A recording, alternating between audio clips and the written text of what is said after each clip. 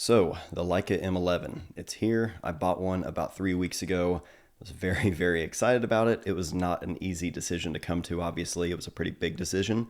And after 3 weeks of shooting with this thing and carrying it with me pretty much everywhere I've gone, got a lot of thoughts to share, and you all sent in a lot of great questions, like why I bought the M11, why I chose this over other M cameras, and just other options out there.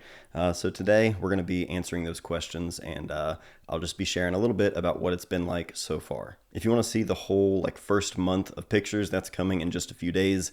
It's going to take an entire video just to do that because I have a lot of thoughts and a lot of photos there as well. But we'll be jumping into Lightroom. I'll share plenty of photos. You can zoom in and the pixel police can check that out and see what this resolution can do at, full resolution, 60 megapixels. You can just see some good practical real world use out of this camera. I wasn't going out to shoot color charts or anything like that. This is just actual real world use. And full disclaimer up front, this video is sponsored by KEH Camera. I didn't buy this camera from KEH Camera, but they are helping me fund this camera, and we'll talk about that here in a little bit. But I also want to mention that this video has no affiliation whatsoever with Leica Camera. Leica Camera and I have a working relationship, I'm very fortunate and privileged of that. Just wanted to make that crystal clear. They had no idea about this transaction, had no involvement in it. I know how YouTube works, especially anytime I mention something with this red dot, so just wanted to make that crystal clear. There were a lot of really great questions that you all sent in though, so again, thank you for that. And the most common question, and probably the one that's going to take the longest to answer, is just simply, why? Why the M11? There are a handful of reasons as to why the M11 to me just felt like the right choice. And this, again, is all about my specific use case. This doesn't go for everybody. This isn't me selling anyone this camera or anything. We're just talking about my specific uses here. And with that, let's first just address the big expensive elephant in the room, that price. For this, let's see, I paid for a brand new M11 online in October of 2022. I paid $79.95 with shipping and tax included. No matter how you look at it, whether you make a living with your camera or not, that is a lot of bread. And, this is the most expensive camera actually that I've bought for myself in almost 20 years of being a photographer. I've never spent this much on one individual camera before. I've sold a number of cameras and lenses just to make this purchase as well. This is a big purchase, not something I would ever do lightly. And ever since I did this project with the Pentax 6.7, I was wanting to find a digital camera to work with for long-term projects, just because for me and this stage of my life, film photography for me is just not feasible for the projects that I want to work on and how I want to work on those projects. The time of everything, I like doing things myself. I'm very OCD about it, and I've learned over the years that pretty much everything I kind of have to be able to, have total control over it and be in the process from start to finish. So obviously developing, scanning the film, everything that requires a lot of time, and I'm a father of 3, and I have way more fun spending time with them than I do developing film, just to be completely honest with you. And there's also like a million other reasons about why I just don't have it in me right now to be shooting film. We'll talk a little bit more about that probably in this video, but then probably a whole conversation in another one. There's a lot there, so if you've got questions about that conversation, just leave those down below and maybe I'll jump back to it later. And I've been thinking about the M11 since January. When I first got to try the camera out, it's been on my mind, but I never really thought I would buy one. In that video, actually, I mentioned I was kind of thinking I would wait till maybe an M11 monochrome eventually, but didn't actually think I would be buying this one. I obviously wanted to. I've had other digital Leica M cameras in the past. I had an old used M8, a used M262, a used M10P. All of those cameras, buying them used, some of them I traded and bartered for. I never actually just went out and bought a brand new digital Leica M camera just because that's so much money to just drop all at once. I've worn a lot of different hats as a photographer over the years, and so as a result of that, my cameras have often needed to kind of check a lot of boxes, have a lot of different features just for different uses. It's not really about the experience, it's really about the image. So having something that has autofocus and can adapt a lot of different lenses, something that can shoot video as well. I mean, that whole need of a hybrid camera and something that's a lot more versatile, that's the whole reason I used the SL2 system for a couple of years. Once I stopped shooting, weddings and portraits and work like that for a living, I'm kind of in a unique opportunity now where I'm focusing on the YouTube channel and shooting my personal projects to then self-publish and self-print. And as a result of that, I kind of have the flexibility to shoot with really whatever I want. And, you know, I had the Fuji GFX 100S. I really enjoyed that camera. I rented the 50R. I enjoyed it. I've got the X100V. We'll talk about that one in a bit. There are plenty of other Fuji cameras I would probably enjoy. There's probably other cameras from really any manufacturer that I would think, yeah, that's a great camera. And, you know, I kind of thought that, like, I don't really know what camera system I'm going to buy right now or what I want to use long term. So maybe I'll just make videos as I kind of bounce around from different camera system, and I could take recommendations and try a system out, share what I like and don't like. It's a really easy way to just create YouTube videos. I mean, there's practically a formula to it at this point, but you know, it just did not sound the least bit interesting to me. I knew that, like, no matter what camera system I try, whether or not that makes, you know, cool content, I knew it would just be a placeholder for the time being, and then I would just bounce to the next thing and bounce to the next thing. This was kind of always the end game in mind. I mean, I've thought about buying a brand new digital M or just wanting to be able to buy one and just shoot with that for good for over a decade now. I mean, I waited years before I ever bought my M6, and that was 2013 prices at $1,600, like basically mint. I'm creeping up on a decade with this camera, and I have seen a lot of cameras come and go through here. Again, I love cameras. They're all great. Nothing really beats the Leica M for me, just my own personal use and enjoyment. Without a doubt, the camera that I've used to make more photos than any other is this camera right here.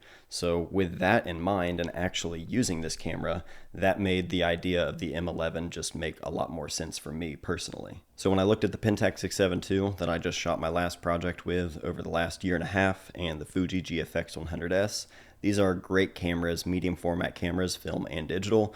They do amazing, great things, but the amount of times I'm going to use those cameras versus something like this, when I realized how much I had in just those two systems alone, selling those would basically fund an M11 and a half, so it was a lot easier to make the decision to buy the M11. And of course, with digital cameras, technology changing, you know, they typically lose their value pretty quick. Leica M cameras, even the digital ones, they typically do hold their value pretty well. They're still expensive though. And I'm honestly not that concerned about the resale value of the camera in general.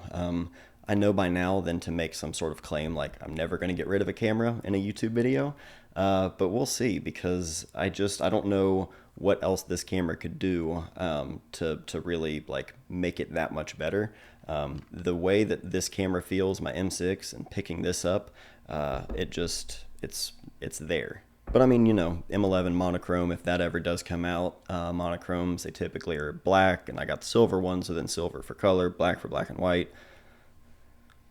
I don't know. It's a good idea. Let's also talk about the Leica M lenses. These were a big part of me choosing the M11 because I am always using these lenses. I've been using them on my M6 for a long time. This is the 50 Summilux. This is the 35 Summachronospherical. I've owned different Leica lenses, Zeiss lenses, Voigtlander lenses, a lot of different M-mount lenses over the years. These are the only two that I shoot with now and pretty much have been shooting with for the last few years. But they're just great, and I adapt them to pretty much anything I'm shooting with, whether that be a Fuji camera, a Sony camera, or even when I was using the SL2 for weddings and everything, I would still use my M-mount lenses even on wedding days because I'm used to those lenses and I love the look that I get from them. But when you're using these lenses on an EVF and not a rangefinder, that's when it gets a little tricky, and sometimes it's great, sometimes it's not. You know, it looks great, but actually using the lens, for me, I am much more comfortable with a rangefinder. A lot of times, especially with my 35, I like to stop the lens down to 5.6 or f8, and when I'm using something with an EVF with the lens stopped down, it does that thing where, you know, you're physically stopping these lenses down. You know, you're manually doing it. It's not, you know, electronically controlled like it would be on a typical mirrorless camera or a mirrorless lens. And so sometimes cameras with an EVF, you know, it's looking through that stop down aperture and it will boost the EVF gain to try and compensate for that, and it gets really noisy, and Even when you punch in to try and focus, you know, sometimes that would help for me, but it's just so fuzzy and laggy. And also the focus throw on these lenses. A rangefinder focus throw is so much shorter than an SLR lens, so it's really easy to kind of go further than you really want to. If you're looking at an EVF, at least for me, you know, I'll try to punch in and I'll use focus peaking and I'll do everything I can to make it better, but I don't know. I'm turning 32 on the 30th of this month, and my eyesight ain't getting any better, and I've already done LASIK once. I ain't doing it again. I think it just comes down to honestly being, you know, comfortable with the rangefinder and using it for so long, and especially with these lenses, it's second nature. They're lenses that are made for an M camera, and I love adapting them, but using them on a rangefinder, there's just nothing like it.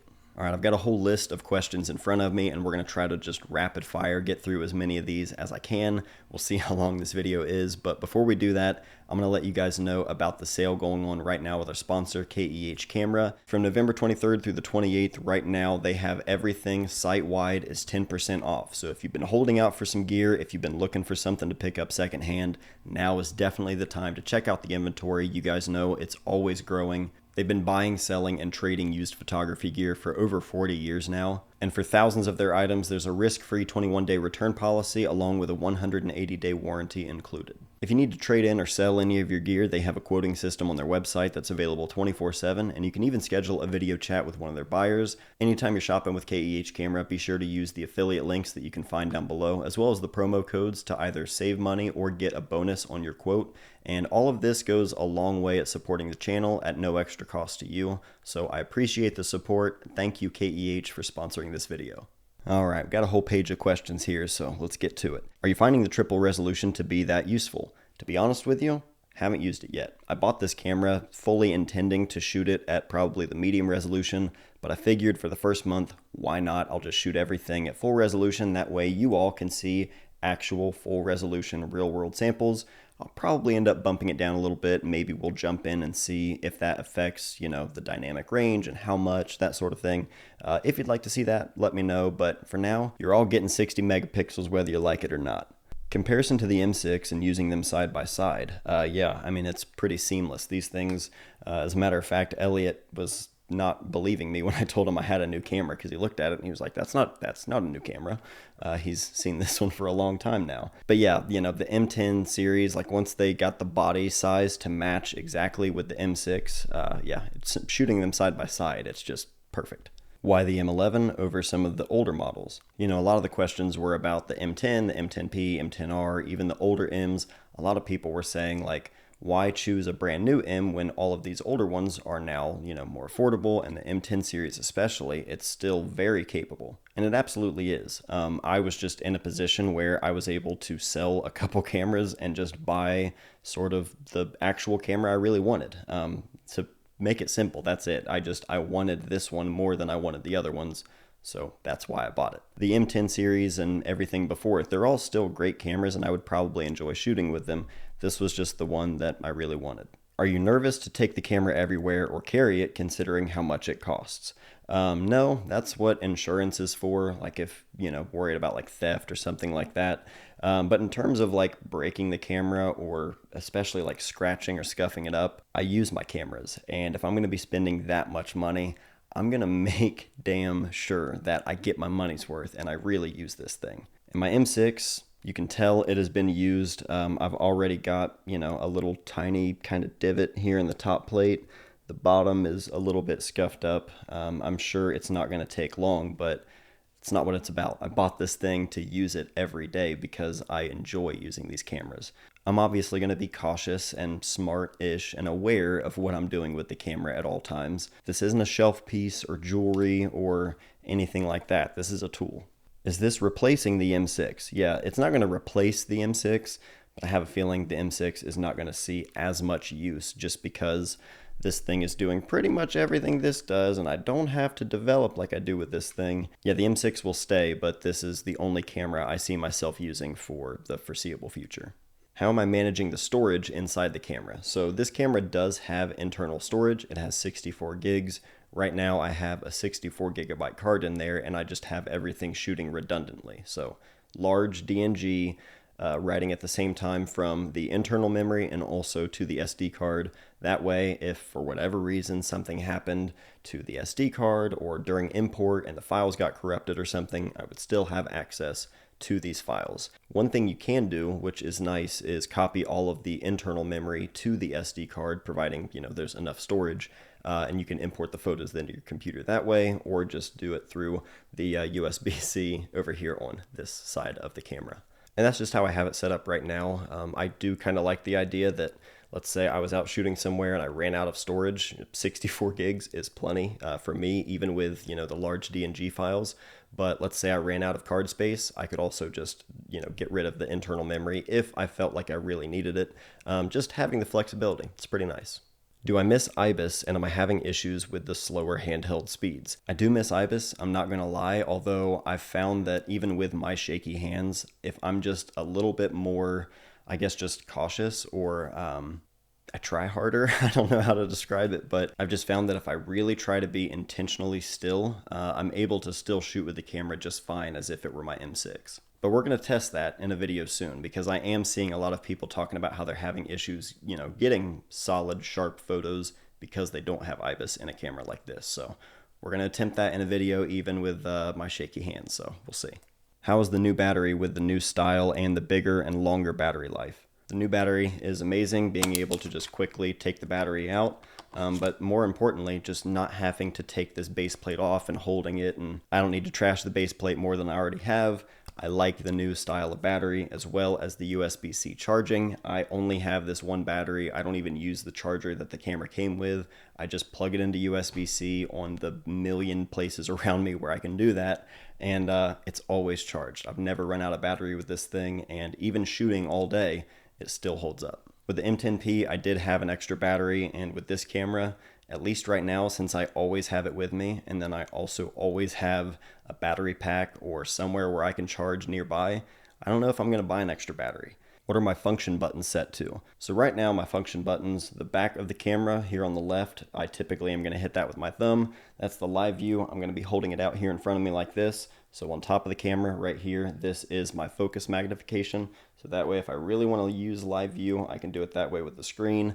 That's typically how I like to shoot with it if I'm doing that. Most of the time, the live view stays off and I'm just shooting this thing as if it were my M6. This back dial right here, this thumb wheel, this is clickable and also assignable. I have this set to my M ISO selector, so sometimes if I'm in a situation where it's changing rapidly, what I'll do is just set my dial on the camera itself to M, and then my ISO is going to be controlled just with this little thumb wheel. I'll click it, it'll pop up on the back of the screen. I can quickly just scroll over to the ISO that I want, press it in, and then I can just keep shooting. I have found that to be so much quicker than using the actual dial up here on top of the camera. I get it, it's pretty, these cameras are gorgeous, and it's, a nod to the old film wind. I get why it's there, absolutely. Most of the time though, practicality, using the thumb wheel right here, it's way quicker. Is the X100V staying, and if so, when would I grab that versus the M11? That's a great question, and I'm not sure yet. I have an X100V, my wife has an X100V, we've got two X100Vs. So if I sell one of those, we've still got one on hand, and I do genuinely love that camera. Typically for me, if I were to grab that over the M11, it's in a scenario where I want to be lazy. The X100V is like so close to just, it's like a diet Leica or lazy Leica. It's such a great camera, and it's so close, but I'm so lazy with that camera. And if I want to be lazy, if I'm at a family gathering and I just want to hang out, or if I'm going to be holding a kid most of the time and I just want to one hand shoot around, or if I want to just hand the camera off to someone else. So at the cookout, I'm going to be choosy about who I hand this camera to. X100V, yes, it's still an expensive camera, but it's user friendly. Anyone is going to be able to pick that up and just, point and shoot. Trying to explain the rangefinder and everything to people, it's just not practical. Trust me, I've been trying it for many years. If I ever hand anyone my M6 for a photo, very rarely does it turn out. How is the new EVF? I don't have the new VisiFlex, the new viewfinder that they came out with the M11. It's like an updated version, which I think it looks a lot better, and also supposedly the EVF inside is going to be upgraded as well. I don't know if I would buy one though. I had the VisiFlex on my M10P and I did enjoy it, especially when I used that camera alongside the SL2. I would use that at weddings. And occasionally, if I just wanted to like double check my exposure or shooting portraits, you know, looking through the lens, making sure I could see exactly what my composition was, occasionally it was handy, but I really didn't use it all that much, and it's pretty expensive for something that I'm only going to use sparingly. So I think for the most part, I'm just going to be keeping the camera just as is. And last but not least, what do I not like about this camera? There are a couple things. Leica, pay attention, we're going to talk about it. There have been a few times over the last month, not that often, but a few, enough that I've written it down to mention it. The camera will lock up on me, and I'm not sure exactly what the reasoning is yet. I'm still trying to figure that out, but the camera will just seemingly lock up, and I'll be flipping it back and forth, on and off, nothing, and every single time, if I just release the battery, and then I don't even have to take it out usually. It's just a quick, like, unlock it, and then pop it back in. There it goes. It's, you know, back to working. So it's a quick fix, but I still shouldn't have to fix it. So hopefully firmware can address that. And also one other thing. For some reason, if the shutter speed dial isn't locked perfectly into place, like if you're just changing the dial and you don't have it right locked in and you're kind of like in between a full stop and a half stop, if you leave it there by accident, you can sometimes get like an accidental long exposure. It'll basically leave the shutter open for at least a few seconds. I don't know if it's the same every single time, but it's happened a couple of times. So you just want to make sure that you're fully locked into whatever your shutter speed is. I don't know if that's something that can be fixed with firmware, but hopefully that would be great. But those are the two things that I've found about the camera that just aren't great. Everything else I've loved. But if Leica, if you can fix those two things, again, hopefully through firmware, that would be great, because otherwise things are great over here. But I think that'll do it for this video. God knows how long this one is. I could talk about this camera, Leica cameras, and just cameras in general probably all day. I appreciate all of you sticking with me for this one. I hope you enjoyed it. If you have any other questions about the camera that you'd like to have answered, leave them in the comments down below. We'll keep the conversation going. And if you want to see my whole first month of pictures again, that's coming in just a few days on the 30th. So come hang out with me on my birthday. Make sure you're subscribed for that. Thank you all so much for watching this video, sticking with me. I love you all very much. I hope you're all enjoying your holiday, and I'll see you guys soon.